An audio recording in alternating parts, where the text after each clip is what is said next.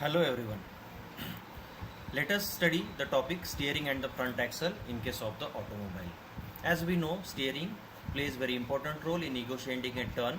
Whenever a driver wants to turn his vehicle in a desired path, steering plays an important role. And it is related to the front axle because generally we are using front axle steering mechanism. Let us study first of all the functions and requirements of the steering system. The functions of the steering system are to convert the rotary movement of steering wheel into an angular movement of the front wheels. This will permit the driver to control the direction of the wheel drive. Whenever driver wants to turn his vehicle in a desired direction, he has to rotate the steering wheel inside the driver's cabin, and accordingly the front wheel will turn with an angular movement. Second is to provide the direction stability to the vehicle while moving in a straight ahead direction. Whenever a driver wants to have a straight ahead path, he should not be have any particular movements on the steering wheel. Vehicle automatically should have the direction stability. To keep the road wheels into a perfect rolling motion without rubbing on the road surface. This is very much required because if skidding occurs, then anything can happen. The braking system may not work and vehicle may collide with the other vehicle. So at all the point of time, all four wheels should be perfectly rolled without skidding.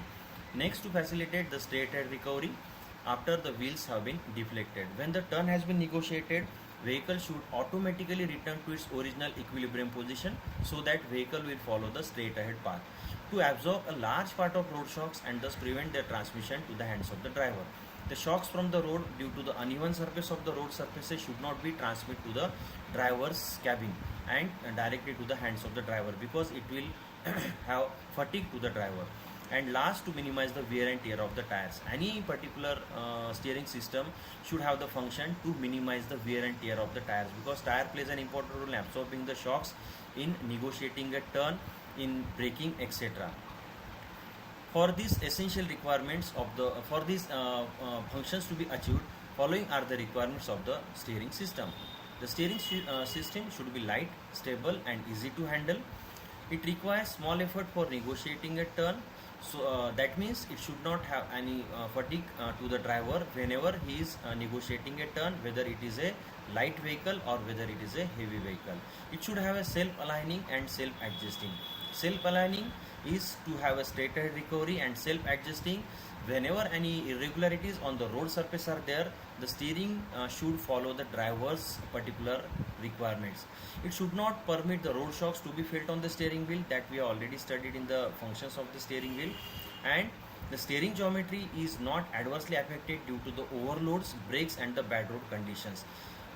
Whatever might be the type of vehicle, the steering geometry that is angles which are essentially provided to the various systems of the steering wheel, steering mechanism should not alter. Whether it is a heavy braking, it should not alter. And finally, it should be very easy to operate with the less maintenance.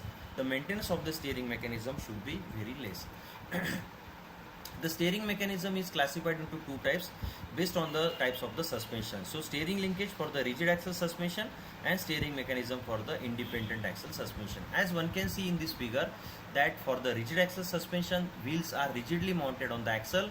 That means each set of wheels, that is the front axle, having two wheels which are rigidly mounted, similarly with the rear axle. As seen from the figure, the steering wheel is directly connected to the steering column and it is connected to the steering box, which we can also call it as a steering gear. So steering gear provides the necessary leverage so that driver is able to apply very less amount of force or torque to negotiate a turn. The steering box or the steering gear is connected to the link rod through the drop arm, which is directly connected to the finally kingpin with the help of steering arm. So in this suspension system, that is steering linkage for the rigid axle suspension, only one wheel is positively steered and another wheel is rotated with the help of the mechanism or the linkages mechanism, which we can see with the help of track rod arm and the track track rod. Let us see the another type, that is the steering linkage for the independent suspension. In this, as one can see, instead of both the wheels mounted rigidly on the axle, each and every wheel on the axle is independently mounted, and that is why the linkages is called as linkage for the independent suspension.